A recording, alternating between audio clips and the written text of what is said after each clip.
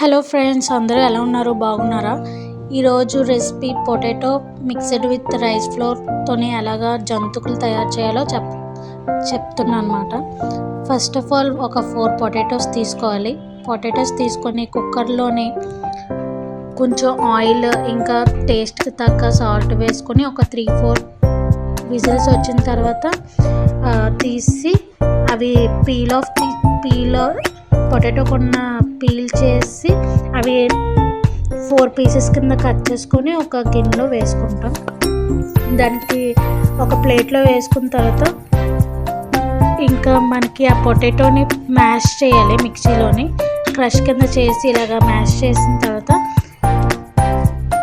మనకి దానికి కావాల్సిన పదార్థాలు ఏంటంటే రైస్ ఫ్లోర్, సాల్ట్, కారం, ఇంకా వామ్.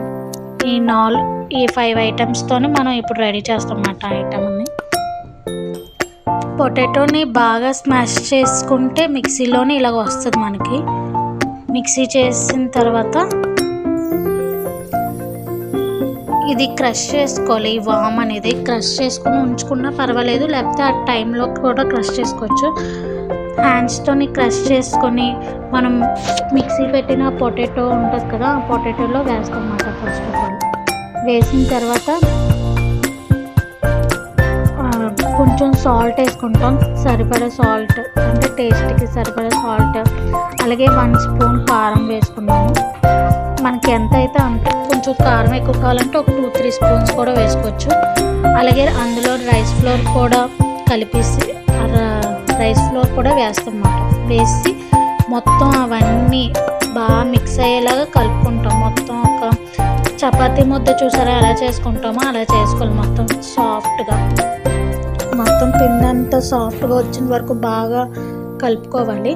అవసరమైతే మనం కొంచెం వాటర్ కూడా పోసుకోవచ్చు. వాటర్ వేస్తూ అలా బాగా డౌన్ అలా కొంచెం సాఫ్ట్గా టెక్స్చర్లాగా వచ్చినంత వరకు అలా మిక్స్ చేస్తాం అన్నమాట.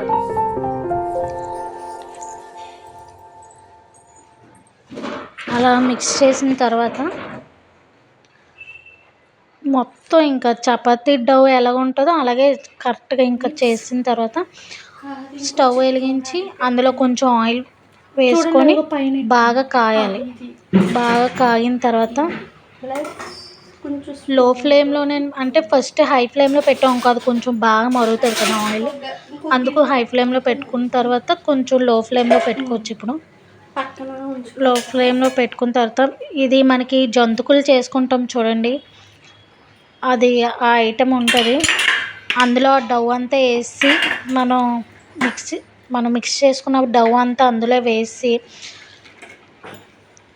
కొంచెం దానికి కొంచెం నెయ్యి ఏదైనా రాస్తే కొంచెం స్మూత్గా వస్తాయి అన్నమాట. అంటే అంటుకోకుండా ఉంటుంది కాబట్టి ఆ నెయ్యి అవన్నీ రాశారు. ఇప్పుడు మనం ఆ ఐటెంతో మనం ఎలాంటి షేప్స్ కావస్తే అలాంటివి చేసుకోవచ్చు. జంతుకులు అవన్నీ చేసుకొని ఎన్ని అయితే అన్నీ చేసుకొని ఇంకా ఈ కాగిన ఆయిల్లో వేసుకున్నారన్నమాట.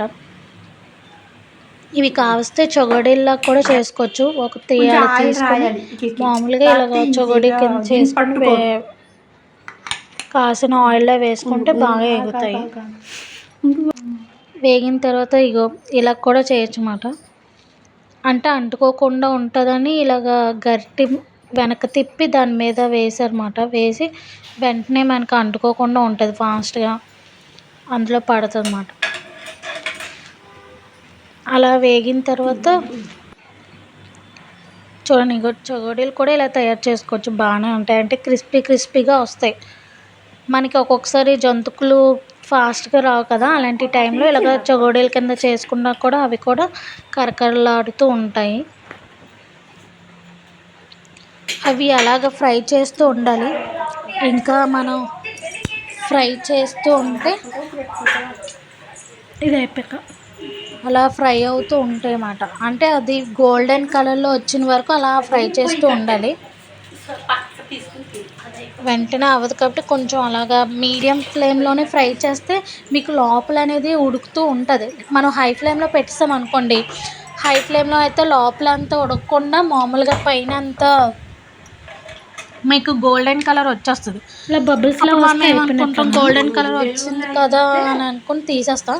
అసలు ఇది మనకి ఈ ఐటెం అయిపోయిందని ఎలా తెలుస్తుంది అంటే, మనకి అక్కడ ఆయిల్లో ఎయిర్ బబుల్స్లా వస్తున్నాయి కదా, ఆ ఎయిర్ బబుల్స్ అనేవి తగ్గిపోతాయి.